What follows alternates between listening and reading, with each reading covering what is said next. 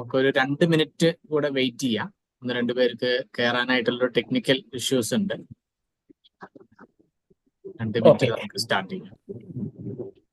Okay sir.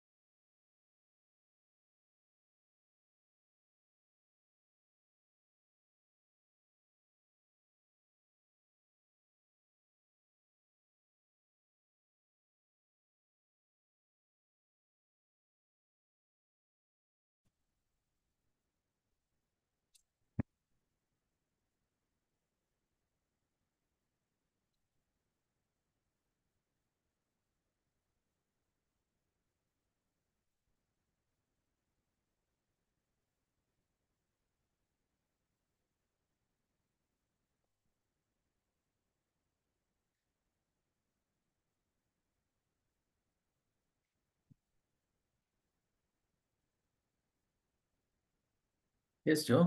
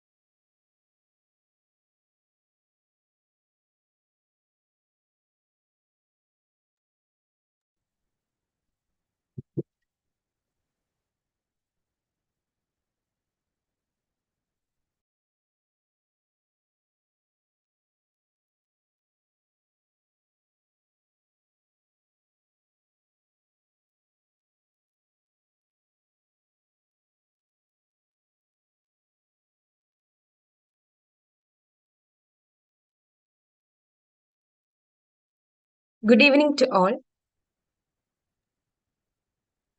Good evening. ഏവർക്കും നമസ്കാരം. Camera on ചെയ്യുവാൻ സാധിക്കുന്നവർ സ്വിച്ച് ഓൺ ചെയ്യണമെന്ന് ഓർമ്മിപ്പിക്കുന്നു. ഞാൻ Megha Mariyalal, Kerala state climate action platform for children and youth Ernakulam district youth representative ആണ്. പ്രകൃതിയുടെ മറ്റൊരു വികൃതിക്ക് കേരളക്കര വീണ്ടും സാക്ഷ്യം വഹിച്ചിരിക്കുകയാണ്. 2024 ജൂലൈ 30 കേരളത്തെ വിറപ്പിച്ച വയനാട് ഉരുൾപൊട്ടൽ എന്ന മഹാദുരന്തം അരങ്ങേറിയിട്ട് ഏകദേശം 2 മാസം പിന്നിടുമ്പോഴും ഇന്നും കേരള ജനത പൂർണ്ണമായും കാലാവസ്ഥാ വ്യതിയാനം മൂലം സംഭവിച്ച ആ മഹാദുരന്തത്തിന്റെ ആഘാതത്തിൽ നിന്ന് കരകയറിയിട്ടില്ല. ഈ ഒരു അവസരത്തിൽ ഈ ദുരന്തത്തിൽ ജീവൻ വെടിയേണ്ടി വന്നവർക്ക് പ്രണാമം അർപ്പിച്ചുകൊണ്ടും ഇതുമൂലം ദുരന്തം അനുഭവിക്കേണ്ടി വന്നവരെ നമ്മുടെ പ്രാർത്ഥനയിൽ ഓർത്തുകൊണ്ടും ഇന്നത്തെ ഈ യോഗം നമുക്ക് ആരംഭിക്കാം. ഇന്ന് മനോഹരമായ ഈ സായാഹ്നത്തിൽ നാം എല്ലാവരും ഒത്തുചേർന്നിരിക്കുന്നത് Kerala legislative assembly media and parliamentary study സെന്ററിന്റെയും യുനിസെഫിന്റെയും ആഭിമുഖ്യത്തിൽ 2022 രൂപം കൊണ്ട Kerala state climate action platform for children and youth യുവജനങ്ങൾക്കും കുട്ടികൾക്കുമായി കാലാവസ്ഥ പരിസ്ഥിതിയുമായി ബന്ധപ്പെട്ട് നടത്തിവരുന്ന ഓൺലൈൻ മീറ്റിംഗ് ആയ നാംബ് ഓൺലൈൻ ടോക്ക് സീരീസിന്റെ ഭാഗമായി എൻവയോൺമെന്റൽ ജൂറിസ്പ്രൂഡൻസ് അഥവാ പരിസ്ഥിതി നിയമശാസ്ത്രം എന്ന വിഷയത്തെക്കുറിച്ച് ചർച്ച ചെയ്യുവാനാണ്. So, first of all, I welcome Dr. Mahendra Rajaram, BRR Officer, UNICEF Hyderabad, to deliver the welcome address. Over to you, sir.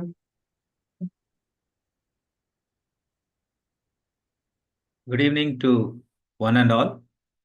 I hope able to hear. Fine. Yes, Mahendra. Thank you. First and foremost, thank you, Ms. Meghna, for inviting me to take up the process of welcoming and giving a note on this particular occasion. First and foremost, I would like to welcome Dr. Krishna Kumar, Professor of Law, an academician, and also the Secretary for the Kerala Assembly. It is a very important person who has been a guiding force, who helps us to understand the importance of climate and jurisprudence, law, which is essential to understand environment, ecology, and climate change. Thank you. On behalf of UNICEF and all the members of the climate platform, I welcome Dr. Krishna Kumar to the program. Thank you. And in this dais, we have very senior people and members of the Kerala Assembly, the students, youths, and children are part of this particular conclave, who have been a pillar of strength in promoting this dialogue on climate change in Kerala. Welcome you all. On this occasion, on behalf of UNICEF, I would like to place few aspects. Basically, Mr. KL Rao would have joined today, but he just sent a message that he has landed and will join us in a couple of minutes. But we proceed with this program. Basically, I would like to say the KLAMS has been a very supportive in this process of having a dialogue on climate change at the highest level of legislature, where people take decisions on behalf of the communities. UNICEF has joined in this collaboration with KLAMS and Kerala Assembly to discuss on all this. So this is one of the series of programs where we discuss on climate issues. Over the past couple of months, we have been discussing on various topics. And today we are discussing about the jurisprudence on ecology and environment. In the past, on the occasion of International Day for Disaster Reduction, Honorable Chairperson, Committee on Environment and Vice Chairperson of State Platform Climate Change launched this program, which gave us more opportunities, more avenues, more space to discuss on this. Since then, we have been monthly meetings are being held for the youths, facilitated by experts in the field of environment, disaster, and climate change. This is organized under the State Platform on Climate Action for Children and Youth, initiated in the year 2022. and we continue to have a discussion on this, and we believe in guidance of Dr. Krishna Kumar, so we could proceed further on this to reach more children and youth. Kerala as a state has been experiencing climate change, extreme weather events such as heat wave, heavy rains, which is causing landslides, coastal erosions. And this is a time for us to take lead as youth and children and discuss about the law aspect. So welcoming everybody once again, and also Dr. Krishna Kumar. We hope and look forward for inputs from eminent person like Dr. Krishna Kumar for us to understand the law and environment in a better way. Thank you so much. Thank you. Thank you, sir. So now I invite Alan Prince, student of BA LLB, Government Law College, Trivandrum, to introduce the keynote speaker of the session. Alan, please.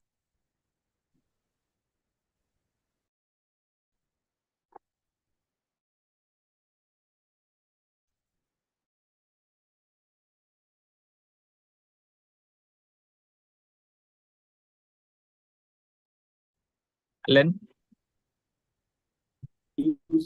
Dr. N. Krishna Kumar, the Distinguished Secretary of Kerala Legislature.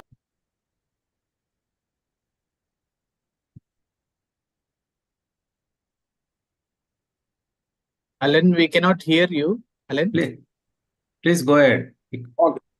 So, am I audible now? yeah, maybe you can switch off your camera because a network issue is there. You can switch off and please go ahead. So what's the current situation? Am I audible? Now it's better. You can start from the beginning. Audible. Go ahead, please. Okay. I'm honored to introduce Dr. N. Krishna Kumar, the Distinguished Secretary of Kerala Legislature, to deliver the keynote address on the topic Environmental Jurisprudence.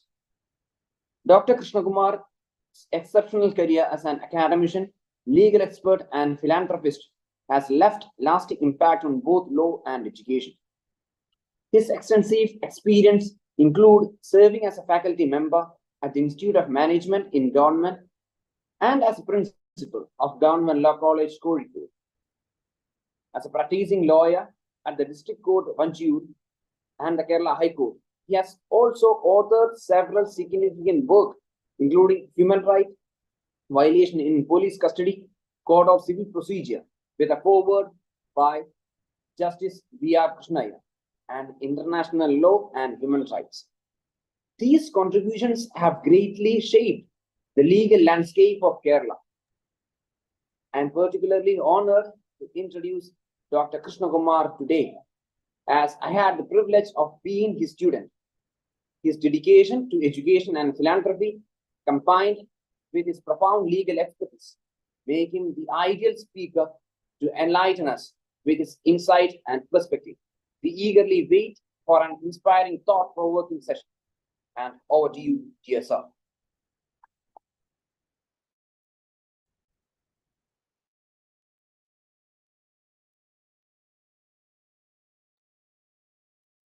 Good evening, everybody. Thank you for the nice introduction. Respected Chair and other dignitaries.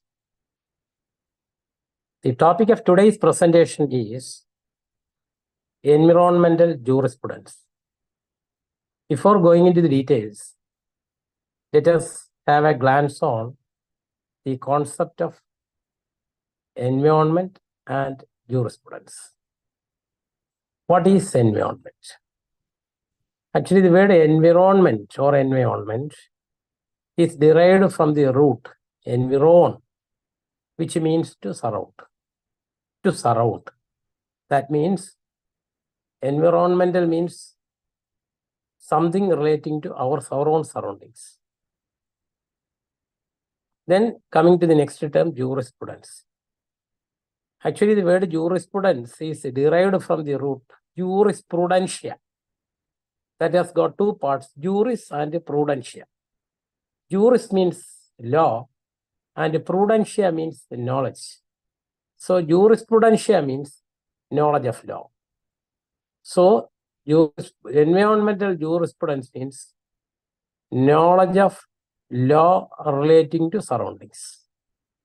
This is about the etymology of the term of the usage environmental jurisprudence.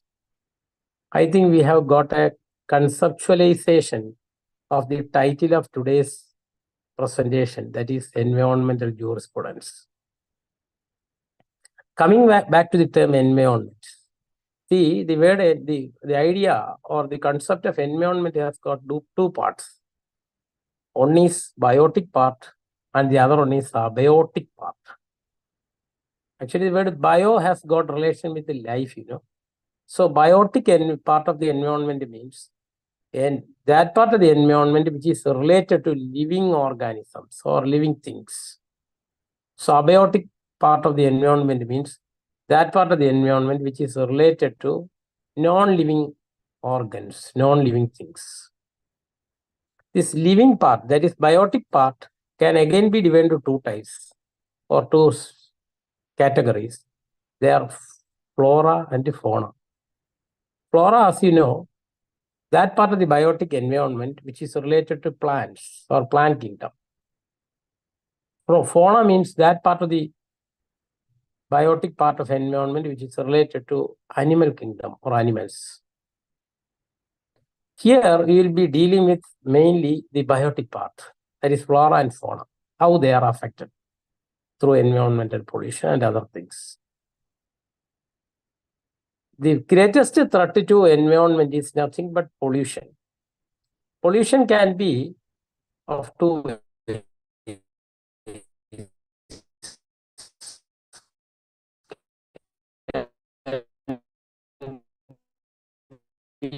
In two ways. One is natural pollution. Natural pollution is man-made pollution that can be reduced to an extent through various means. One among them is triple R theory. You say triple R theory may be familiar to you.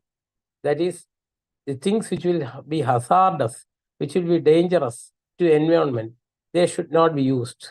Triple R means first R indicates refuse. Don't use plastics and other materials which are harmful, which are disastrous, which are dangerous to environment, which are threats to environment.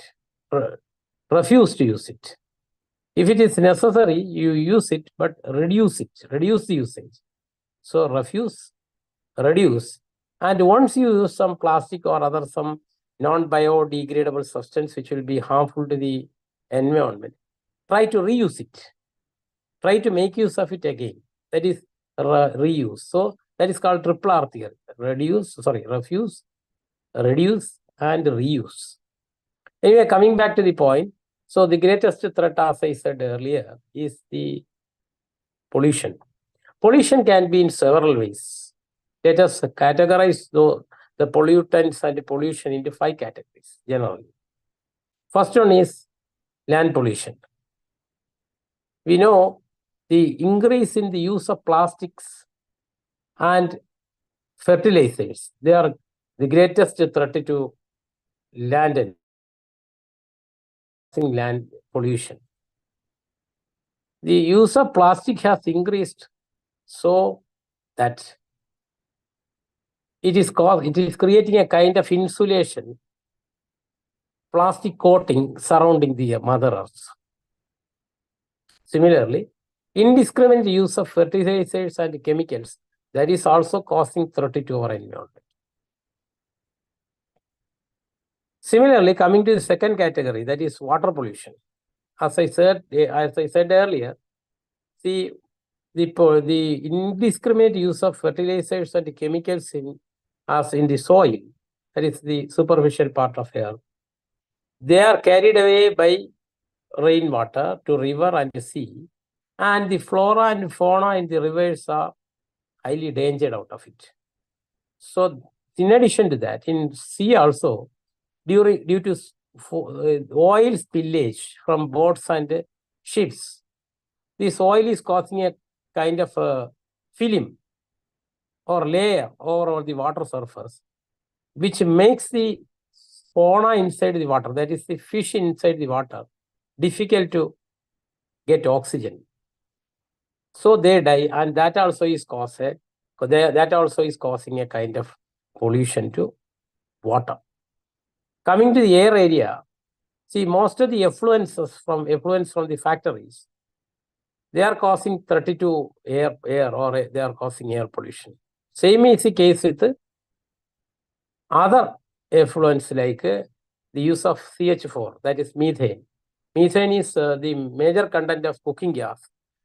Through use of methane, what we are doing is we are causing or creating or producing great amount of carbon dioxide and carbon monoxide, which is causing threat to the O3. O3 means ozone layer surrounding the earth, which allows the penetration of ultraviolet radiations from sunlight, which may cause disastrous consequences, unforeseen diseases. Similarly, another kind of pollution is their thermal pollution.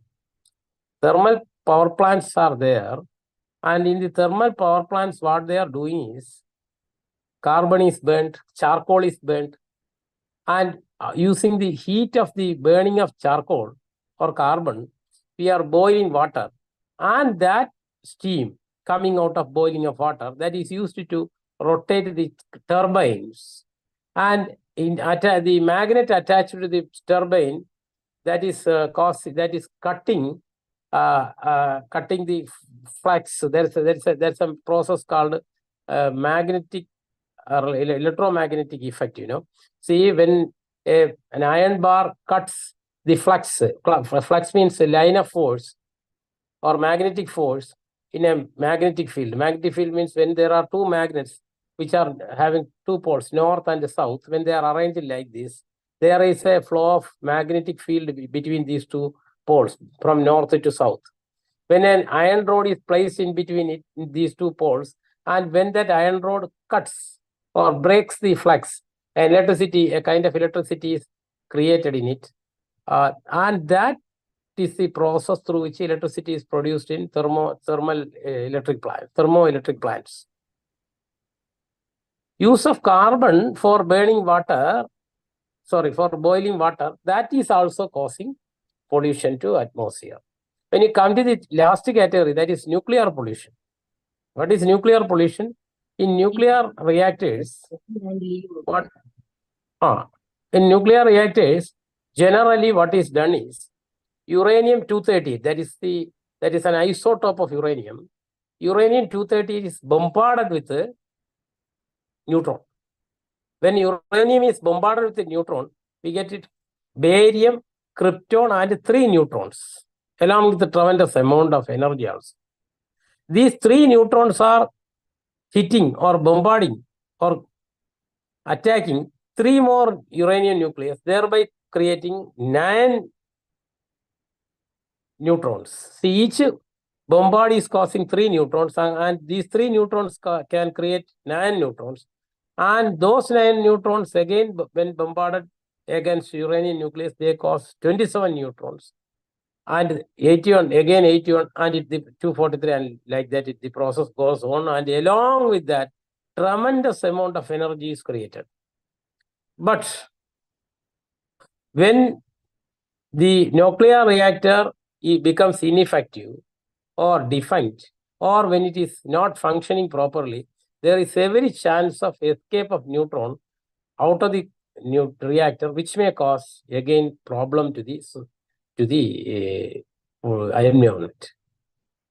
Environment in the sense they may cause this is a process of nuclear fission, which is called nuclear fission reaction. This is the process which is made use of in the making of atom bomb. So what I am saying is these are also threats to environment. So there are so many causes of or so many kinds of threat to environment. To overcome all these, in the international level, the first endeavor was in the year 1972. We called that incident as Stockholm Declaration.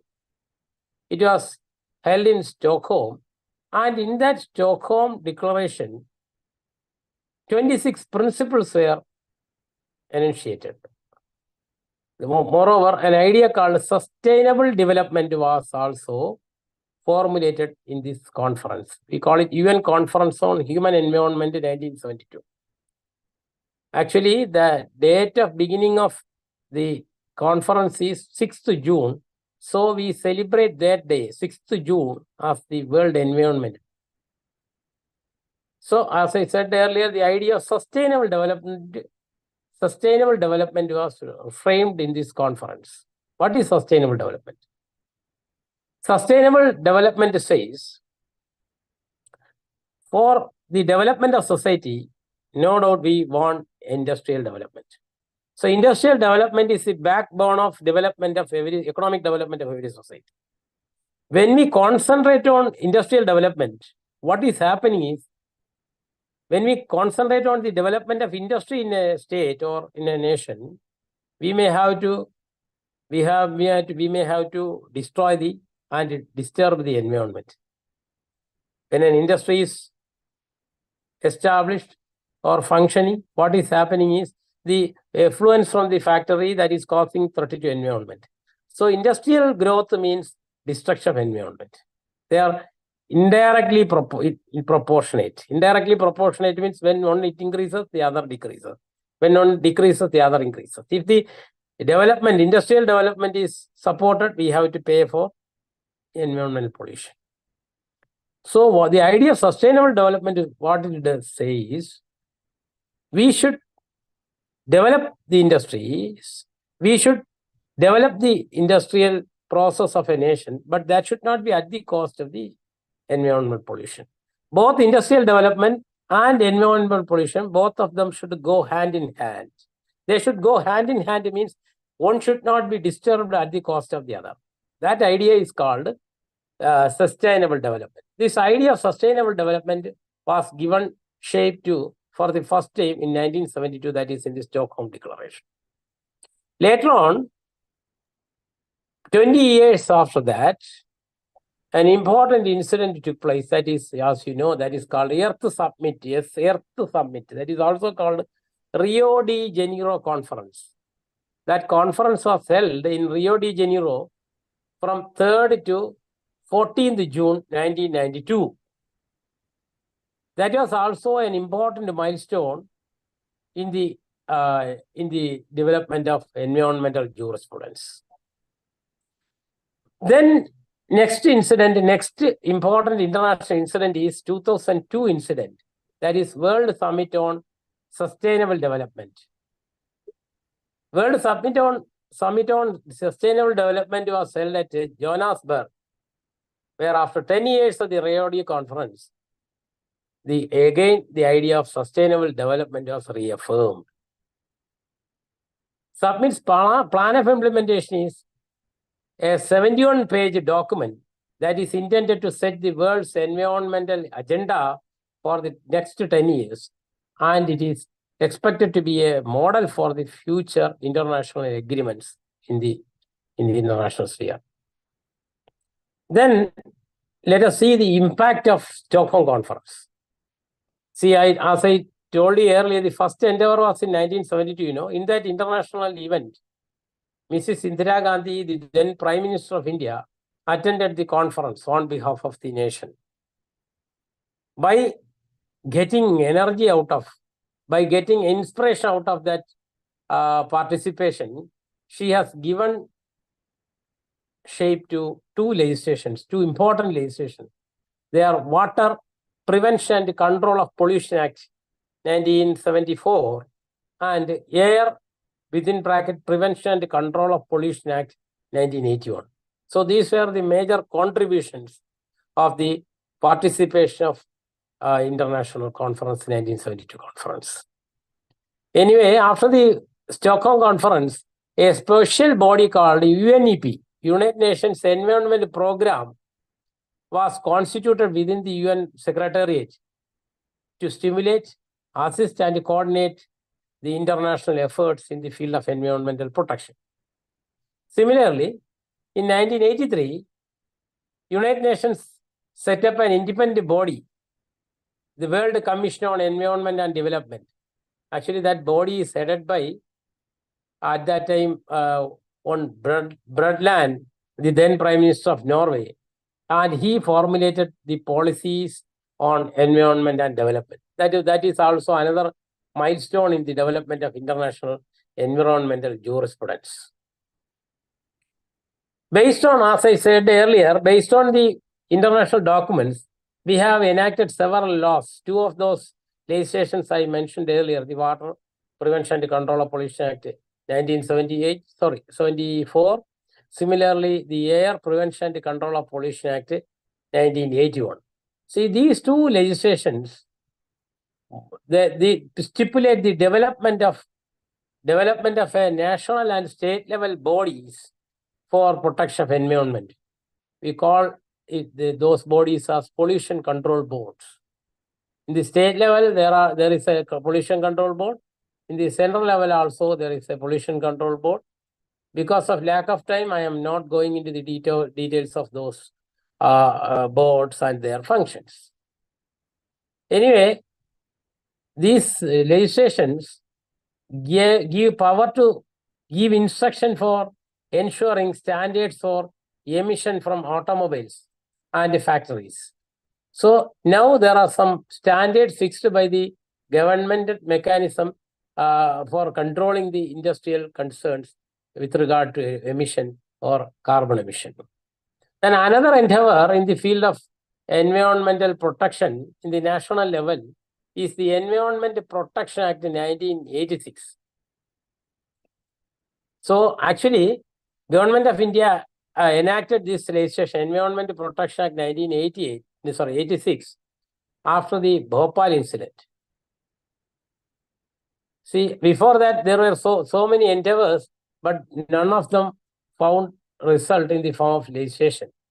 Anyway, in the Act, that is Environment Protection Act 1986, in its section 2A, the concept of environment has been explained. Environment includes water, air, land, and the interrelationship which exists among and between water, air, and land, and human beings. Other living creatures, that is plants, microorganisms, and they are also included in the category of environment. That is the abiotic part is also considered in the definition of, in the formulation of definition of environment. Another milestone is National Environment Appellate Authority Act 1997. This is also, then one more thing we have to remember, National Green Tribunal Act. Based on this act, we have formed a National Green Tribunal. Then another step is National Committee on Environmental Planning and Coordination. Then these are some of the legislations. Then another law I do remember is Public Liability Insurance Act 1991. Due to the lack of time, I am not going to the details of these legislations. So based on these acts, so many rules have also been framed. Similarly, to protect forests, which is part of environment, 4 legislations came into being. One is Indian Forest Act 1927, Forest Conservation Act 1980, Wildlife Protection Act 1972, Biological Diversity Act 2002.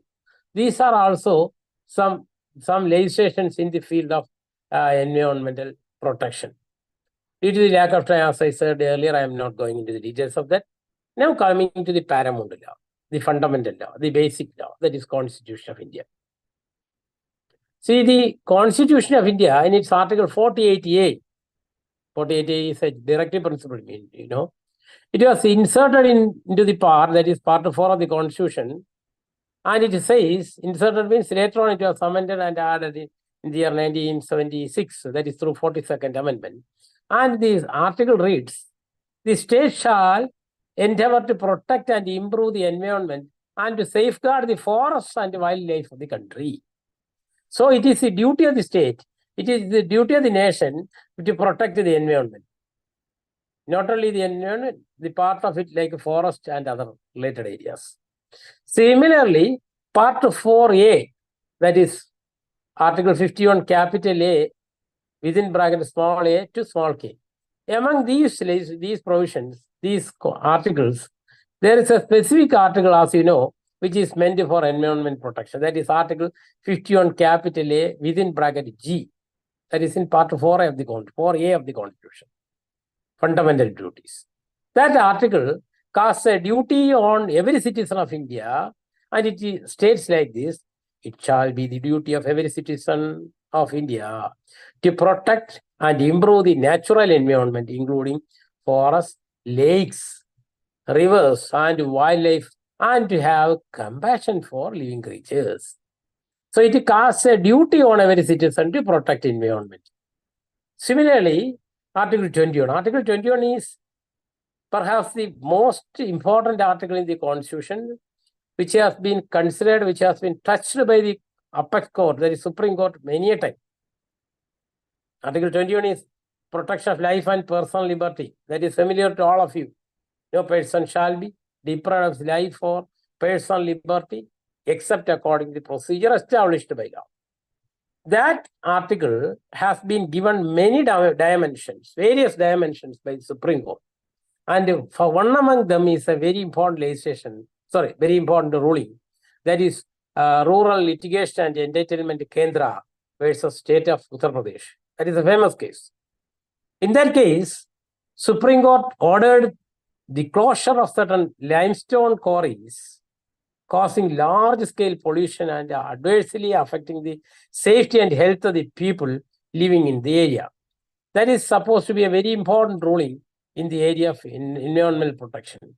Similarly, in the year 1987, through the very famous case MC Mehta versus Union of India, the court ordered an industry manufacturing hazardous and lethal chemicals and gases, posing danger to health and life of workmen and people living in its neighborhood, to take all necessary safety measures before reopening the plant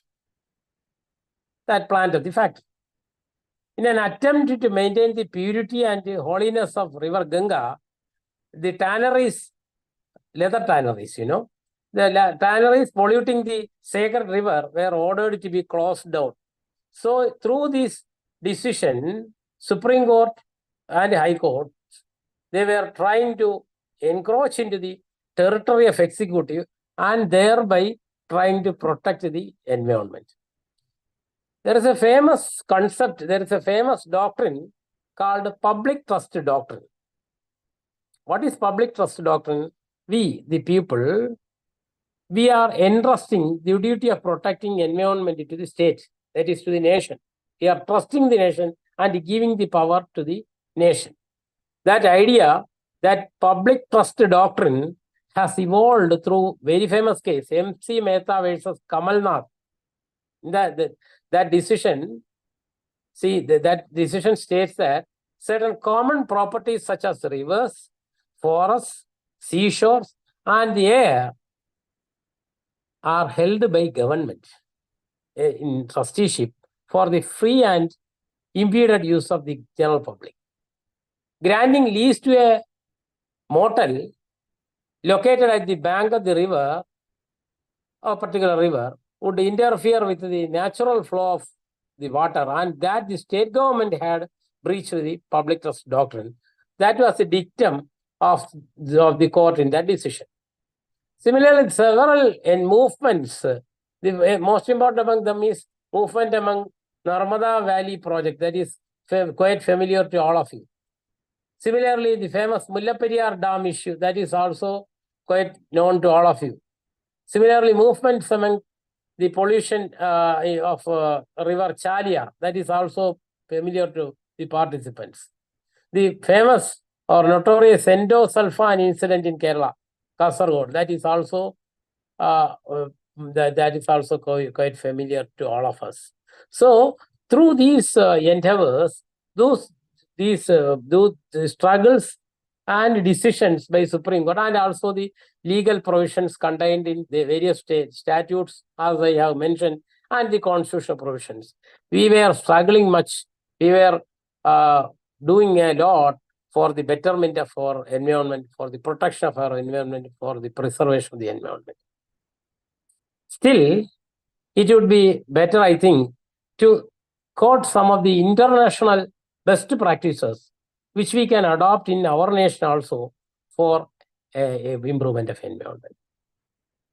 One among them is a model practiced in Brazil. Another is a model practiced in Indonesia.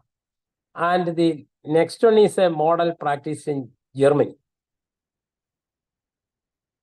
The first model is this. See, suppose I am the manufacturer of a particular product, for example, pen. This pen, suppose this is a wooden pen. Wooden pen means pen made of let us take this. So wooden pen. Wooden pen means pen made of bamboo or wood. This is a pen. This is a pen made of plastic. Suppose I am the manufacturer of these two categories of pen. One is a biodegradable substance. Biodegradable substance means that is easily perishable, friendly to the environment. The same matter, same quality matter I am producing by making use of plastic. Suppose the price of these two pens are 10 rupees. State will impose an additional tax for this pen. There is an additional payment of 2 rupees for this pen. And for this pen, I need to pay only 10 rupees. So an outsider, a customer who is purchasing this pen, he need to pay only 10 rupees. When he purchases this pen of the same quality, he has to pay 12 rupees. Why this extra 2 rupees is charged? That extra 2 rupees is charged to take away the ill effect caused by this pen in future. This may cause a threat to environment.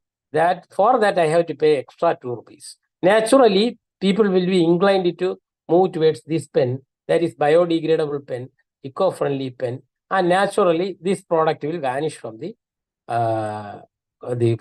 market. So to make the eco-friendly materials, to make the environmental friendly products more saleable, the government is imposing an additional tax. That is one best practice which we can think in India also to be implemented.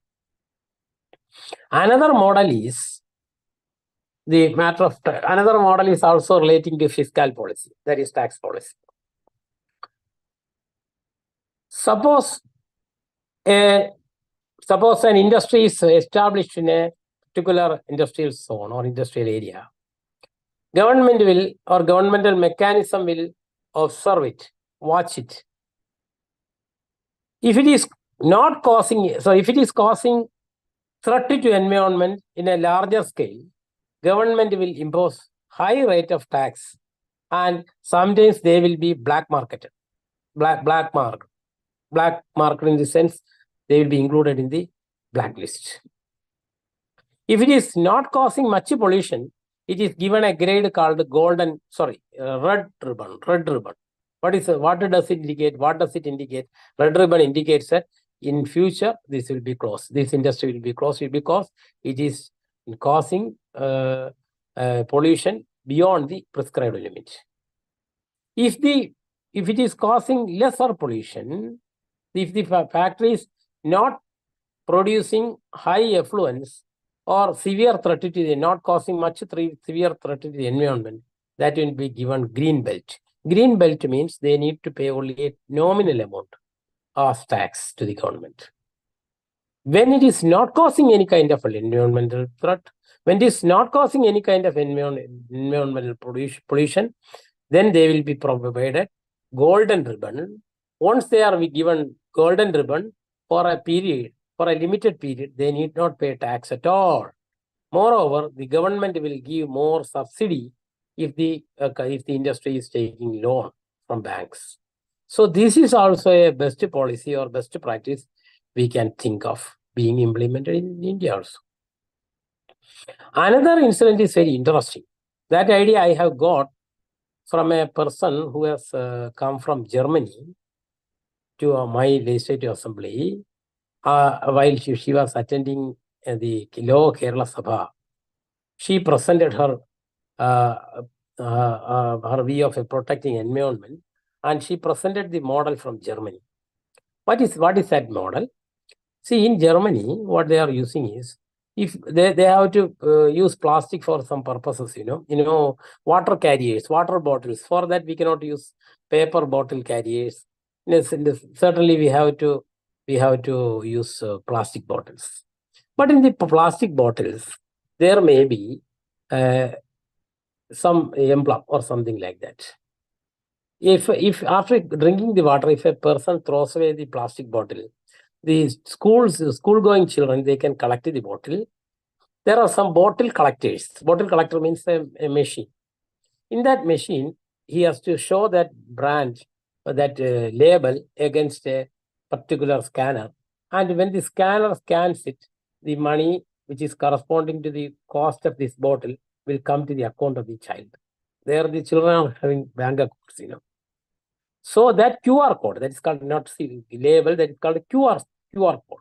If a child, he comes across with a bottle on his way to school, he can take the bottle, he can show that QR code against the scanner in the bottle collector machine.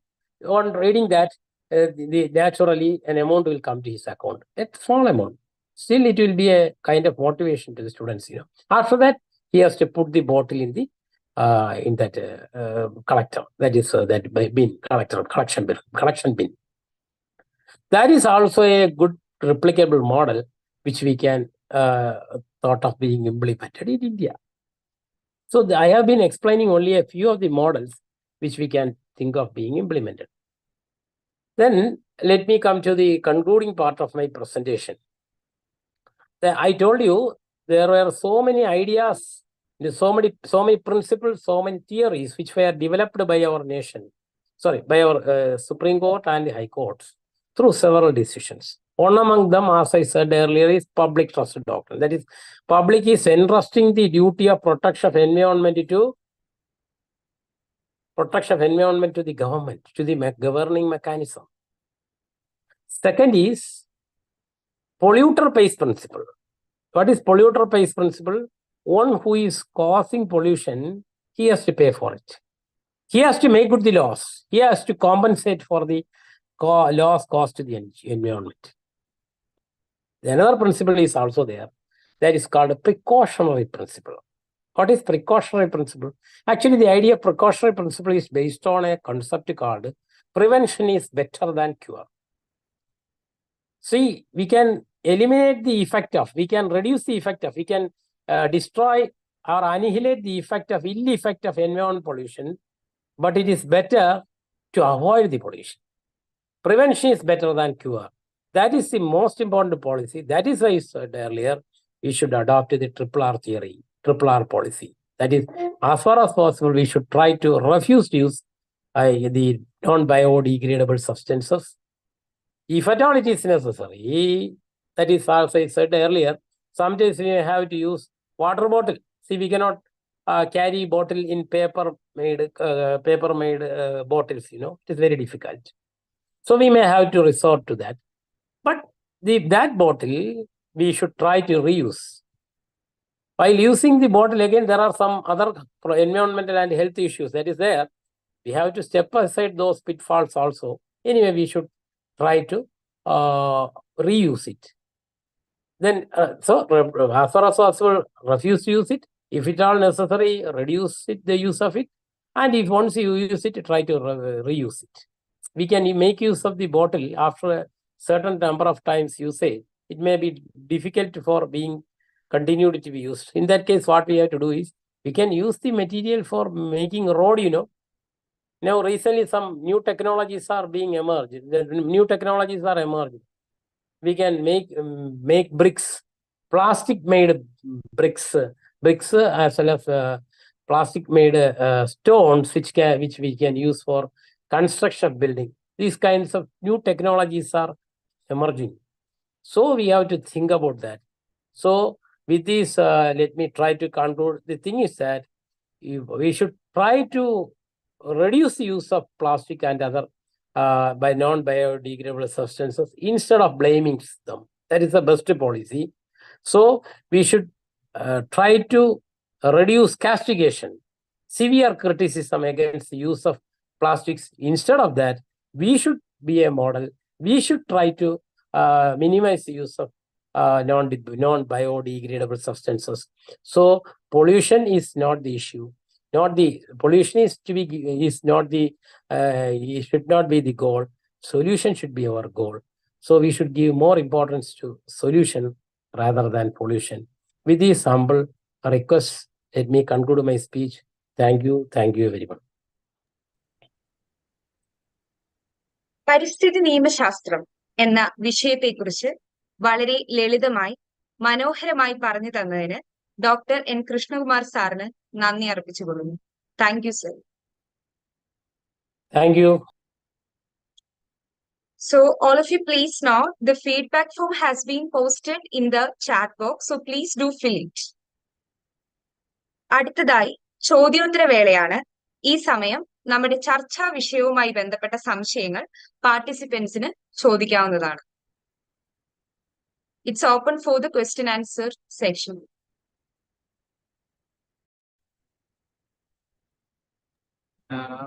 Sir, ഒരു ചോദ്യം ഇവിടെ ചാറ്റിൽ ഇട്ടിരിക്കുന്നത് Arya K V ചോദിച്ചിരിക്കുന്നത്, sir could you please give an idea of carbon credit എന്നുള്ളതാണ്. Okay, വേറെ ഏതെങ്കിലും question ഉണ്ടോ? വേറെ ഇട്ടിട്ടില്ല സാർ ഈ ചോദ്യം. If anybody wants to raise the question, they can raise the question. I shall try to answer. Yes. Sir, I would like to ask a question in connection with UNICEF, as this program is in coordination with UNICEF. Yes. So my question is, what are the major challenges faced by this UNICEF in ensuring equitable distribution of their resources to the most vulnerable children affected by climate change? Okay. So do you want me to repeat the question? No, it's okay. We will answer your query. First, we will go with the first question that was asked by Arya, followed by your question, which would be answered by Dr. Mahendra, who is the Disaster Risk Reduction Officer of South India, including Kerala. So I request Dr. Krishnakumar sir to answer the first, followed by Dr. Mahendra. Okay. See, carbon is these two questions are very good questions. Carbon emission is a very important threat. I have mentioned about that in my presentation. See, carbon, that is supposed to be the most important threat to environment, When we use carbon, when we burn carbon, that is causing the production of CO and CO2. CO means carbon monoxide and CO2 means carbon dioxide. When the CO or carbon monoxide, when it attacks or when it comes into reaction with O3, O3 means ozone. We are having an ozone layer surrounding our Earth, as you know. When it is reacting with the ozone splits up into O2 and O. O we put it in bracket, square bracket. That is called a nascent oxygen or newborn oxygen. That newborn oxygen reacts with the CO to form CO2. And the O2 it gets divided into O3, gets divided into O2 and O. And this O combines with the CO and forms CO2. Through that, what is happening is the ozone layer, there may be some pores or holes in the ozone layer, and gradually the ultraviolet radiation. See, in the visible line spectrum, we are having VIBGYOR from violet to red. There are radiations which are having lesser wavelengths. In VIBGYOR, the wavelength is less for violet and more for red, as science students may be knowing. Some radiations which are having lesser wavelength than violet. The lesser wavelength means the frequency is high.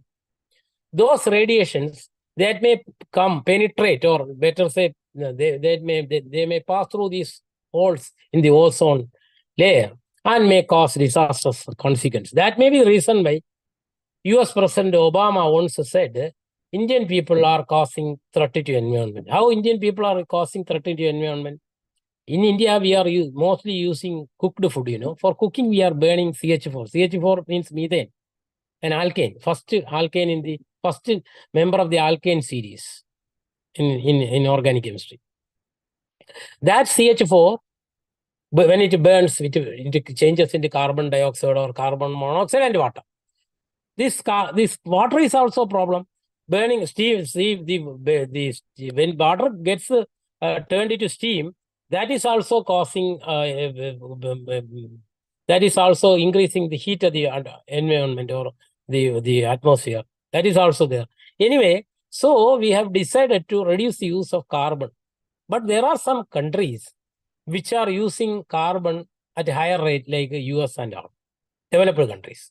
There are some other countries which are not using so much carbon, not burning so much carbon, not causing much pollution through their industrial processes. So now there is a tendency among the developed countries to purchase that permissible amount from underdeveloped countries for their industrial growth. That is also, one thing we have to remember, environmental issue is not an isolated issue.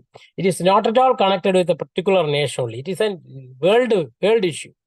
Because as Earth is turning or rotating in its axis, what is happening is the environment which is above or the climate above a particular nation or a particular place may not be static. But it gets changed to another area gradually. So what will happen, gradually the threat to environment above or climate or the space above a particular country may be a threat to another nation in future. So these are the new trends in the environment field. Regarding the second question, she has raised a question, regarding equitable distribution to the most vulnerable children. That is, I think that is a question affected by climate change. That is a question raised by the participant. There are manifold reasons for this issue. One among them is lack of data and identification.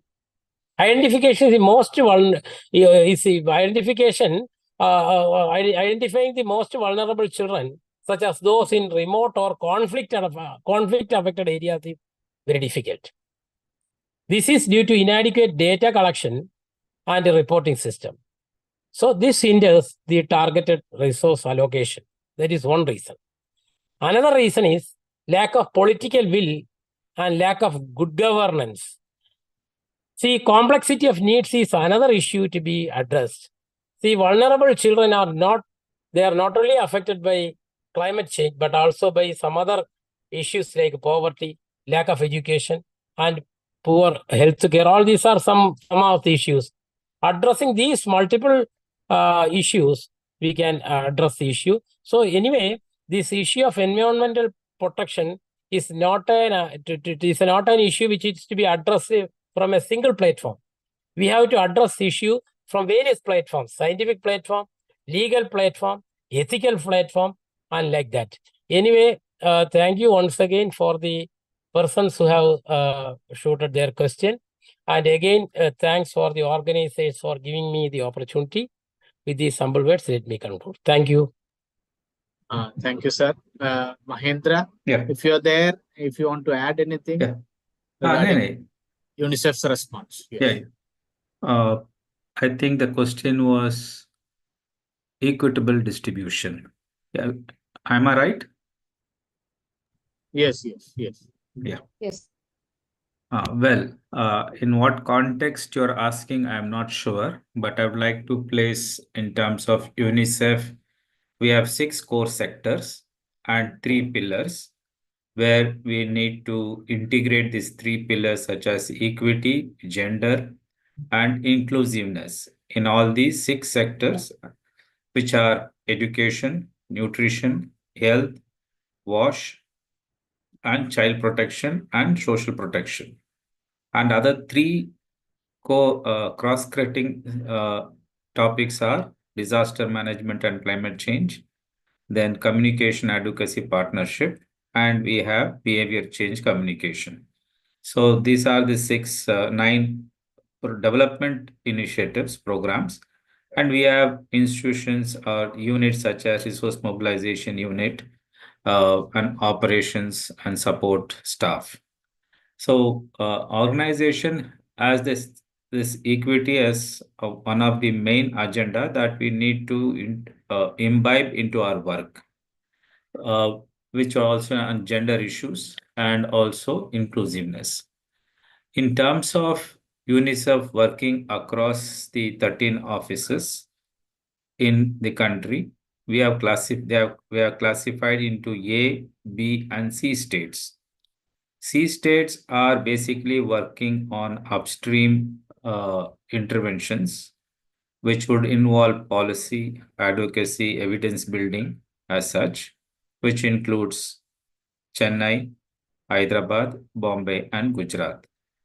The C states are known as where governance capacities are very good and the governments are able to undertake many of the development activities and address issues which are in terms of equity, in terms of gender, inclusiveness, climate change, disaster, which are better in governance. Whereas A and B states that we look at is that where development indicators such as malnutrition, vaccination, zero dose vaccination situations, water availability, drinking water availability, those things, and poor health facilities, inaccessible areas in conflict zones in Chhattisgarh and Northeast. So these are the states which have bracket under A and B states. So they would, in terms of distribution of UNICEF funds for intervention, will be majorly to the A and B states because the development indicators are compared to the southern states and the western states. So they require more funding and more, and they have more staff who could take up the responsibilities. The UNICEF works with the state governments and national government with an objective of enabling the available programs of the state to be effectively implemented at the ground level, for which the UNICEF team or UNICEF funds are used to ensure that the situation of the primary health center is better, support midwifery program so that the reduction in mortality or under 5 children mortality reduces.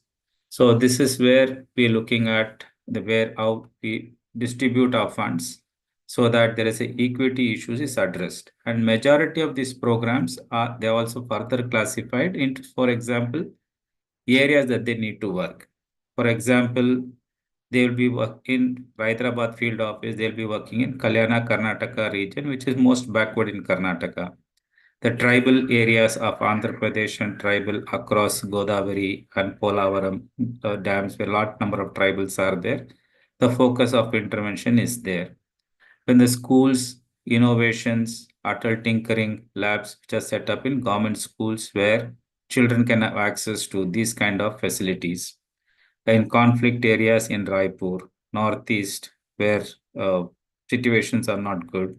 So they focus on this.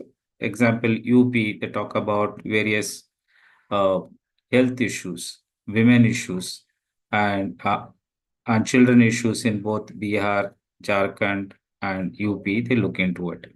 This is how the UNICEF way of functioning. At the same time, they also work on upstreaming work. When I look at Hyderabad and Chennai office, basically work on a lot of upstream work like building evidences so that they can refer and tell the government the areas that they need to invest in for child rights areas of protections, development, survival, and participation process. So this is how we look at it. I hope would have answered your question. Yes, but if it is you require more, then you can always call me and I can explain to you further. Sure, sir. Thank you, Dr. Mahindra, and also Secretary Sir. ഒരു ക്വസ്റ്റ്യനും കൂടി ഇതിൽ വന്നിട്ടുണ്ട്, പ്രത്യേകിച്ചും Krishnakumar sir എന്ന് അത് respond ചെയ്യുകയാണെങ്കിൽ നല്ലതായിരിക്കും. ക്വസ്റ്റ്യൻ ഞാനൊന്ന് വായിക്കാം. This question is raised by Harini Duraisamy, and another question is by Vijaya Lachomi. I think they are not from Kerala, so I would request you to answer in English. The first question is with respect to pen example, even the wooden pen causes deforestation, which is an environment hazard. But then why is plastic pen alone considered hazardous? I will also add the second question, that is, please share your thoughts on sustainable consumption pattern in India. Maybe you can club these two questions and answer. Or do you think? Very intelligent question. The other two questions were also so good. It's an intelligent question. See, the concept of sustainable development, the second part of the question I will address first, then I will come to the first part. Second part is sustainable development. What does it say? We should not be against industrial growth. Standing against industrial growth means standing against the society, standing against the trend of the society, standing against the will, wish, and ambition or desire of the society. So we should not be like. We should go only along with the interest of the society. True. If you have to stand with the society, what is required is we should satisfy their needs, that is industrial growth and economic growth. But when we speak for industrial growth or economic growth, naturally, there will be industrial pollution. Sorry, environmental pollution. See, when industry is there, we cannot say that industrial effluence should not come out. Naturally, it will come. It is a spontaneous process. So, how can we ensure industrial growth without causing environmental pollution? That is never possible. It's an utopian concept. But we can reduce the quantum, the quantity of environmental pollution by making use of the resources to the minimal level. See, in the Stockholm Declaration also, I told you 26 principles are in a frame. One among them is that we should preserve the resources. We should protect and preserve the resources for future generations also.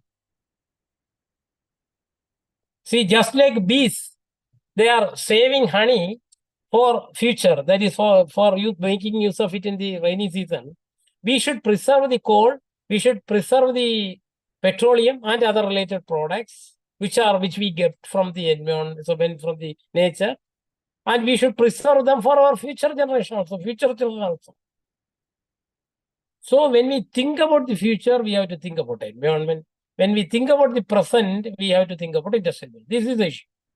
So these two go hand in hand. So I told you about an example by showing a wooden pen. This pencil, take it as a pen, wooden pen.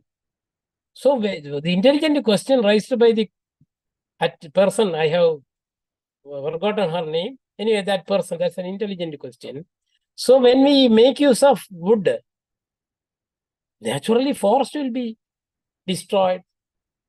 Forest deforestation will be there. Correct. Her question is very intelligent. But I am not saying that this pencil of this kind only. We have to think about mechanisms like this, which we can make. See, I am not advising pencil, because when you use pencil again, gradually this wood is being destroyed and we have to make new pencil. What I am saying is, we should make use of, in a conference in Delhi recently, one of the persons in the conference, she said, see, we should make use of ink pen instead of ball pen. When you using this ball pen, these are all use and throw type of pens. So we should not use of it. We should refill the pen and make use of it. That is our suggestion. Good. So similarly, we should have a via media approach. Via media approach means an approach in between the two. We should not go to the extreme. That is, we should not cry for environment and to beyond a certain limit. We should not cry for industrial development beyond a certain limit. We should be in between. There should be a via media approach. And for that, people like you should participate in the discussion. There should be discussion in various platforms across the world for tech. So these are the new trends, new emerging areas of discussion. See, glaciers in the glaciers they are falling in the sea, and the sea level is getting increased. So that is a very important threat to the future. The increasing temperature in the climate, there is an issue which is to be considered. I cannot give a concrete solution against deforestation. We have to work hard. We have to sit together. There should be dialogue. There should be discussion. There should be debate. There may be dispute. Then only the new ideas will come. Debate, discussion, and even disputes are also not destructive. They may give products. They may give positive results. Let us have platforms like this for future discussion also. Anyway, thank you so much for thought-provoking questions, provoking discussion. Thank you, sir, for children, especially children who are suffering from conflicts and other disasters. And thank you all the participants for patient listening. Thank you the organizers for giving us the opportunity. Thank you all and all again and again. Thank you. Thank you, sir. Over to Megha. Thank you, sir. Once again, thank you, Dr. Krishnakumar sir and Dr. Mahendra Rajaram sir, for clarifying the doubts of our participants. So, മറ്റു ചോദ്യങ്ങളൊന്നും ഇല്ല എന്ന് വിചാരിക്കുന്നു. കൃതജ്ഞത ചെറിയ നിമിഷങ്ങളെ പോലും മധുരമുള്ളതാക്കുന്നു. അതിനാൽ അടുത്തതായി നന്ദി പ്രകാശിപ്പിക്കുന്നതിന് Sri P Hari, executive director K LAMS, അദ്ദേഹത്തെ ഏറെ സ്നേഹത്തോടെ ക്ഷണിച്ചുകൊള്ളുന്നു. Please sir. എല്ലാവർക്കും നമസ്കാരം. കേൾക്കാമെന്ന് വിശ്വസിക്കുന്നു. ഞാൻ ആക്ച്വലി ഈ പ്രോഗ്രാമിന്റെ ഒരു ഓപ്പണിംഗ് റിമാർക്സിന് വേണ്ടിയിട്ടായിരുന്നു എന്നെ നിശ്ചയിച്ചത്. ചെറിയ സാങ്കേതിക പ്രശ്നങ്ങൾ കാരണം എനിക്ക് സമയത്ത് ജോയിൻ ചെയ്യാൻ പറ്റിയില്ല. അതിനാൽ ഞാൻ എല്ലാവരോടും ആദ്യമേ ക്ഷമ ചോദിക്കുകയാണ്. എന്നാലും ഞാൻ കൂടുതൽ ദീർഘിപ്പിക്കാതെ എൻ്റെ ഇപ്പോൾ നിക്ഷിപ്തമായ കർത്തവ്യത്തിലേക്ക് പ്രവേശിക്കുകയാണ്. എൻവയോൺമെന്റൽ ജൂറിസ്പ്രുഡൻസ് എന്ന വിഷയത്തിലാണ് ഇന്ന് നമ്മുടെ പ്രഭാഷണം നടന്നത്. പ്രഭാഷണമായിട്ട് അതിന് ഏറ്റവും അനുയോജ്യനായ ഒരു വ്യക്തിയെ തന്നെയാണ് നമുക്ക് ലഭിച്ചത്. നിയമസഭാ secretary doctor N Krishnakumar sir നിയമസഭാ സെക്രട്ടറി ആയിട്ട് ഇവിടെ ജോയിൻ ചെയ്യുന്നതിന് മുമ്പ് ലോ കോളേജിലെ വൈസ് പ്രിൻസിപ്പൾ ആയിരുന്നു. അറിയപ്പെടുന്ന ഒരു ഭരണഘടനാ വിദഗ്ധനും കൂടെയാണ് അദ്ദേഹം. വളരെ നല്ലൊരു പ്രഭാഷണം ഈ വിഷയത്തിൽ അദ്ദേഹം നടത്തിയിട്ടുണ്ട്. ഇതിൽ പാർട്ടിസിപ്പേറ്റ് ചെയ്ത എല്ലാവരുടെ ചോദ്യങ്ങൾ ചോദിച്ചവരുടെ ചോദ്യങ്ങൾക്കെല്ലാം വളരെ മനോഹരമായ രീതിയിൽ അദ്ദേഹം മറുപടിയും നൽകിയിട്ടുണ്ട്. ഈ പ്രഭാഷണത്തിൽ കീനോട്ട് അഡ്രസ് നടത്തിയ കൃഷ്ണകുമാർ സാറിന് ഈ നാമിന്റെ പേരിലും ഈ കാലാവസ്ഥാ വ്യതിയാന വേദിയുടെ പേരിലും ഞാൻ കൃതജ്ഞത രേഖപ്പെടുത്തുന്നു. അടുത്തതായിട്ട് മഹേന്ദ്ര രാജാറാം സാർ, അദ്ദേഹം പാർട്ടിസിപ്പേറ്റ് നടത്തി ചോദിച്ച ചോദ്യങ്ങൾക്കെല്ലാം മറുപടി പറഞ്ഞു. വളരെ വ്യക്തമായ മറുപടിയാണ് പറഞ്ഞത്. അദ്ദേഹത്തിന് ഈ പ്രോഗ്രാമിന്റെ പേരിൽ ഞാൻ നന്ദി രേഖപ്പെടുത്തുന്നു. ഇന്നത്തെ ഈ വിഷയത്തിൽ ഹോസ്റ്റായിട്ട് യൂത്ത് റെപ്രസെന്റേറ്റീവായിട്ട് ഇവിടെ വന്ന എല്ലാവർക്കും ഈ പ്രോഗ്രാമിൽ പങ്കെടുത്ത എല്ലാവർക്കും ഒരിക്കൽ കൂടി നന്ദി പറഞ്ഞുകൊണ്ട് ഞാൻ എൻ്റെ വാക്കുകൾ അവസാനിപ്പിക്കുന്നു. നന്ദി. Thank you sir. ഈ ഒരു പരിപാടി വളരെ മനോഹരമാക്കി തീർത്ത നിങ്ങൾ എല്ലാവർക്കും ഒരിക്കൽ കൂടി നന്ദി പറഞ്ഞുകൊണ്ട് നിർത്തുന്നു. നന്ദി, നമസ്കാരം.